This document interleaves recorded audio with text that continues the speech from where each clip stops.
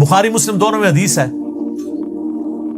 مولا علی علیہ السلام خود روایت کر رہے ہیں. وہ کہتے ہیں کہ نبی علیہ السلام کو جب اللہ نے کشادگی دی، کچھ غلام آپ کو گفٹ ملے، تو میں نے فاطمہ سے کہا کہ تم پورا دن گھر کی صفائی کرتی ہو، چکی چلاتی ہو، اس کی وجہ سے ان کے ہاتھ پہ بھی نشان بن گئے تھے، اس طریقے سے سامان اٹھا کے لاتی تھی تو رسی کے نشان یہاں پڑے ہوئے تھے. تو نبی علیہ السلام سے جا کے جو ہے وہ ایک غلام ڈیمانڈ کر لیتے ہیں. دیکھیں کہ بی بی کائنات کی سیدہ ہے، مگر جو ہے وہ چکیاں پیس رہی ہیں اور بچے کو پال رہی ہے. تو سیدہ فاطمہ حضور علیہ السلام کے پاس گئیں، آپ علیہ السلام فرمایا میں تمہیں اس سے بہتر نہ چیز عطا کروں کہ رسول عطا کرے. رسول خدا کی خدمت میں جب بی بی جاتی ہیں تو رسول خدا کہتا ہے کہ میں تمہیں ایک ایسا تحفہ دوں گا جو اس سے کئی زیادہ بہتر ہے. اور اس وقت رسول اللہ نے کہا کہ اے بیٹی آپ کو اس سے بہتر کوئی چیز عطا نہ کروں جو اس سے بڑھ کر ہو، جو آپ کی آخرت کے لیے بھی مفید ہو. کہ بابا آپ مجھے عطا کیجیے.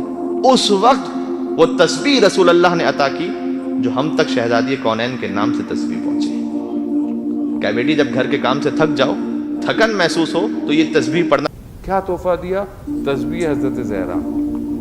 ان کا جب رات کو بسترے پہ جانے لگو نا تو 33 دفعہ سبحان اللہ، 33 دفعہ الحمدللہ اور 34 دفعہ اللہ اکبر پڑھ لیا کرو. یہ تمہارے لیے اس غلام سے بھی بہتر ہے.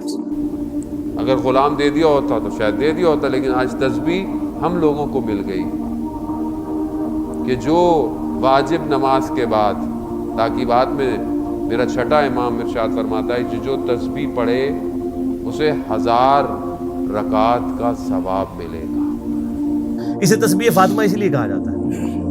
اس تسبیح کو پڑھنے کے بعد اگر آپ کو سکون محسوس ہو، اس کا مطلب یہ کہ میں نے تسبیح ویسے پڑھی ہے کہ جیسے رسول اللہ چاہتے تھے. یہ حدیث جب بیان کی مولا علی نے تو آگے نے تابعی نے پوچھ لیا، بخاری مسلم دونوں میں ہے، کہ حضرت علی کہتے ہیں کہ وہ دن ہے، آج کا دن ہے، میں نے کبھی یہ وظیفہ چھوڑا نہیں ہے.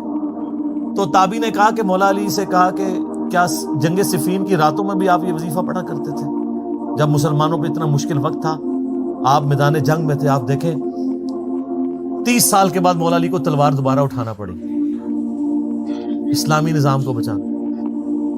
تو مولا نے کہا ہاں صفین کی راتوں میں بھی میں نے کبھی یہ وظیفہ نہیں چھوڑا. پھر امام معصوم نے گواہی دی کہ جب تم نماز کے بعد تسبیح پڑھتے ہو، یہ تسبیح ذکر میں 100 کے برابر ہے. 100 مرتبہ اللہ کا ذکر ہے. چھٹے امام نے کہا، لیکن کہا یاد رکھو جب تم میدان محشر میں پہنچو گے تو اس تسبیح کو دیکھو گے تو یہ 1000 کے برابر تمہیں ثواب میں محسوس ہوگی. پھر امام نے فرمایا تسبیح پڑھو بغیر زانو بدلے ہوئے.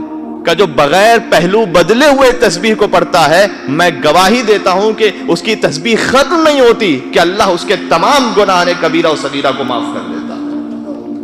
پھر امام نے فرمایا کہ ہم نے اللہ کے ذکر میں اس تسبیح سے بڑھ کر کوئی چیز نہیں دیکھی، اس لیے کہ اگر اس سے بڑھ کر ہوتا تو ہمارے جد رسول اللہ وہ چیز عطا فرماتے.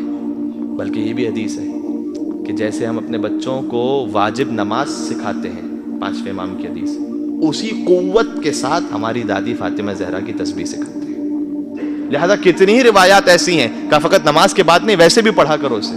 گھر سے باہر نکلیں، آپ کو دعا پڑھنا چاہتے ہیں نا، جب رزق کی تلاش میں جاتے ہیں، جب آفس جاتے ہیں، جب جاب پہ جاتے ہیں، جب بزنس پہ جاتے ہیں، تو بہت سے لوگ زیارت عاشورہ پڑھتے ہیں، بعض لوگ یاسین پڑھتے ہیں، بعض لوگ سورہ واقعہ پڑھتے ہیں، دوسرے اذکار ہیں جو پڑھتے ہیں. یہ تسبیح سمپل شارٹ ذکر ہے، ذکر میں کم ہے، ثواب میں 1000 کے برابر ہے.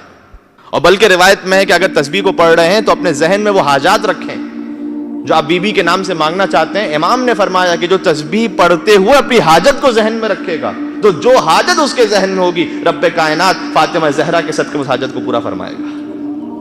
یہ مان رہا ہوں کیا تسبیح ہے. میں تسبیح فاطمہ کی فضیلتیں.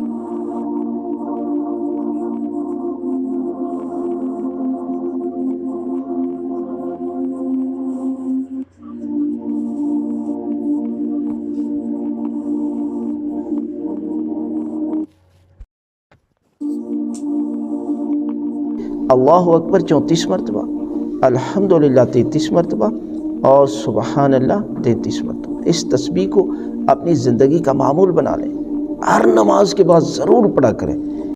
Thanks for watching complete video. Please like, comment and share with friends and family as Sadka Jaraya. Don't forget to subscribe this channel. Your just click means a lot to this channel.